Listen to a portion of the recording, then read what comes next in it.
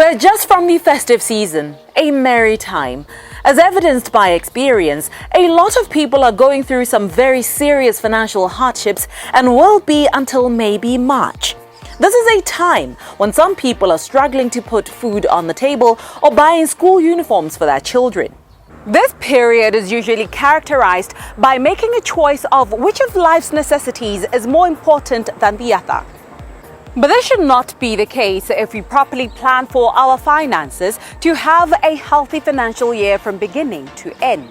According to an article on Investopedia, the term personal finance refers to how you manage your money and plan for your financial future, because all of your financial decisions and activities have an effect on your financial health. While our financial plans will most likely be different because we have very different financial needs, there are some rules of thumb that are common, such as don't buy a house that costs more than 2.5 years worth of income, or you should always save at least 10% of your income toward retirement. However tried and tested and of course helpful these tidbits may be, it is also very important to consider what it is that we should do in general to help improve our financial health and habits. Our guest this evening is chartered financial analyst Malik Shehu, who talks to us about exactly that. Malik, thank you so much once again for joining us here on First Issues and affording us your time today. We're talking about planning for a healthy financial year, seeing that we're just from the festive season and a whole lot of people are struggling now financially. So my question to you now is, why should we have a sound personal finance plan? What is a personal finance plan? I think the essence of it is a sound financial plan allows you to plug holes where your money would go missing or reduce or get lost.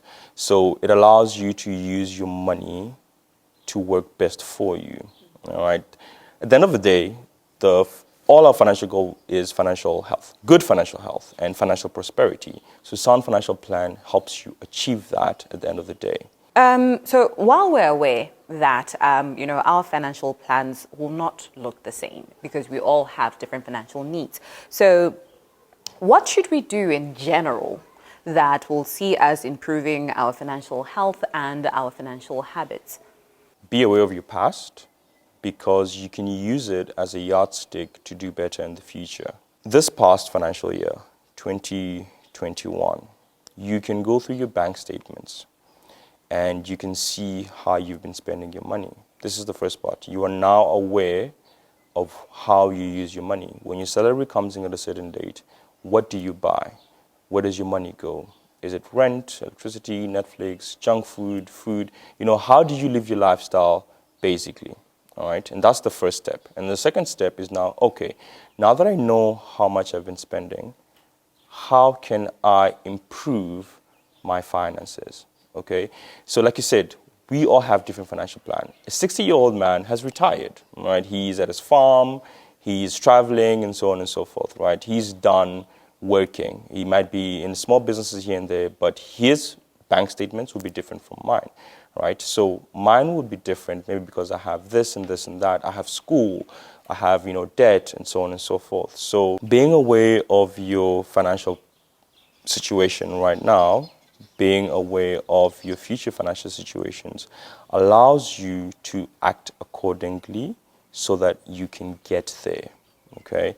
So I think that's just basically it. The things you need to know is your past, how you spent, your future, what you need to do to get there, how you need to restructure your current life, your career, and so on and so forth.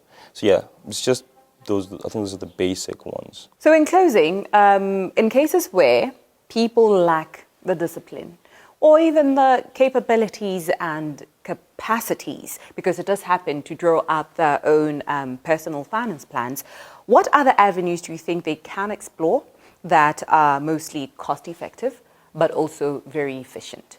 The internet is your friend. Okay, so if you want to do something, just Google it, right? And if you still have, can I just lead with an example, right? We are in the information age. right now. And I remember when I tried to keep track of my finances, I was using an Excel sheet, okay?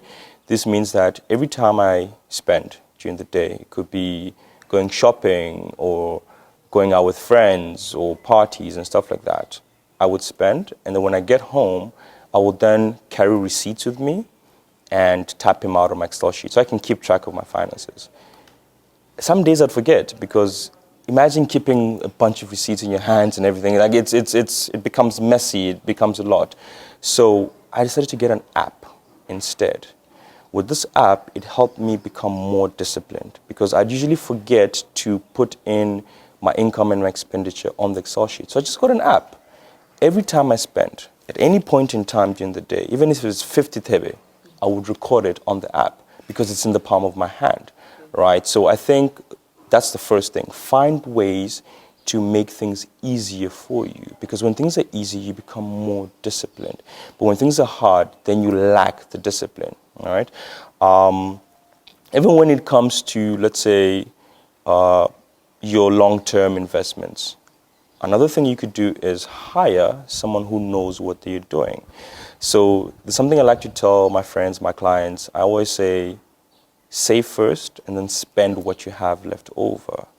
That also keys into the discipline of things. Because when you save first, so saving can mean saving in a bank or investing somewhere. When you save first, whatever you have left, you're forced to use that.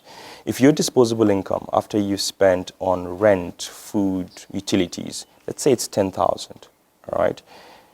And sometimes you don't know where that 10,000 goes. So the important thing to say, okay, from this 10,000, I'm going to set aside 5,000, 6,000. Can even go as high as 8,000. The 2,000 that you have left over, you're not forced to use it. Whereas the 8,000 that you've saved and invested is working for you.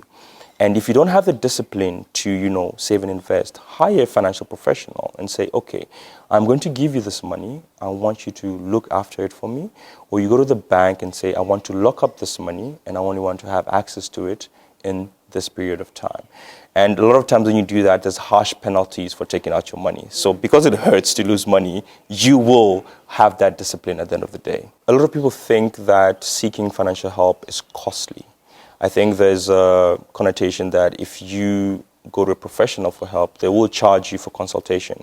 The same way you go to a doctor and you get a consultation fee on top of whatever medical fee and whatever surgical fees they did for you. But in terms of your finances, you can literally just walk into a bank or a firm, an advisory firm, and they will tell you that the services are free. It's only when you do business with them that they might then charge you a certain amount. But you can just walk into a bank. You can walk into your bank. If you bank with FNB, walk into them and say, hey guys, listen, I want to start investing. Or hey guys, listen, I want to start saving.